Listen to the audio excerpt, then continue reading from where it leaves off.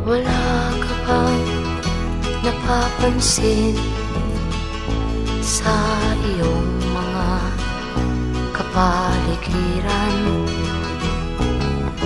Kay dumi na ng hangin, pati na ang mga ilog natin.